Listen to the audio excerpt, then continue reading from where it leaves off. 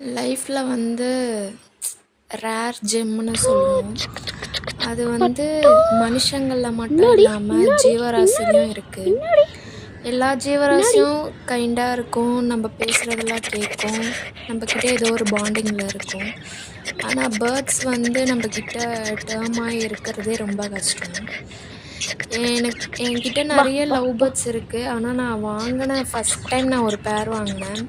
அதில் அந்த பேர்லேருந்து எனக்கு ஒரு சிக் கிடச்சிது. அந்த சிக்கு வந்து நான் டெய்லி அதுக்கிட்ட போய் ஈவினிங் டைமில் உட்காந்து பேசுவேன், இது பண்ணுவேன், அது கூட கொஞ்சம் வைப் பண்ணுவேன். அது என் கூட வந்து அதுக்கும் எனக்கும் ரொம்ப கனெக்ஷன் வந்து ரொம்ப அதிகம். ஒரு நாள் வந்து அது இந்த பேர்டு தான். ஒரு நாள் வந்து நான் இன்டர்வியூ போயிருந்தேன். அந்த டைமில் என்ன ஆச்சுன்னா, திடீர்னு எங்கள் அம்மா கிட்ட இருந்து கால் வருது, இது மாதிரி பட்டு வந்து பறந்து போச்சு அப்படின்னு சொல்லிட்டு. அந்த அந்த இன்டர்வியூ வந்து நான் அட்டன் பண்ண போகிறேன். இப்படி ஒரு நியூஸை கேட்டவுடனே எனக்கு அங்கே இருக்கவே முடியல. எனக்கு அங்கேயே அழலாம் வந்துடுச்சு. நான் இன்டர்வியூ ஒழுங்காக அட்டன் பண்ணல, நான் அப்படியே வந்துட்டேன். வீட்டுக்கு வந்தோடனே எனக்கு செம்ம அழ.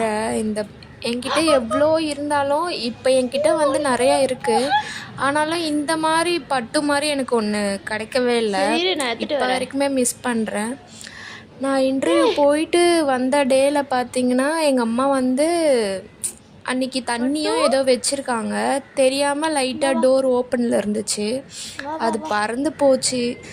அது நெஸ்ட் அவுட் ஆகிட்டு கொஞ்ச நாள் தான் அது வந்து ஜாலியாக விளையாடிட்டு எங்கள் கூட டேர்ம் ஆகிட்டு இருந்தது. அந்த டைமில் வந்து பறந்து போச்சு. எங்கே போச்சு, உயிரோடு இருக்கா இல்லையான்னு கூட எனக்கு தெரியாது. ரொம்ப ஒரு ஹார்ட் டச்சிங்கான ஒரு பேர்டுன்னு சொல்லுவேன். இப்போ வரைக்குமே நான் வந்து ரொம்ப மிஸ் பண்ணுறேன். அது எங்கே இருக்குது, உயிரோடு இருக்கா இல்லையான்னு கூட எனக்கு தெரியாது. அந்த அளவுக்கு ரேர் ஜெம்மு அந்த குட்டி. இந்தா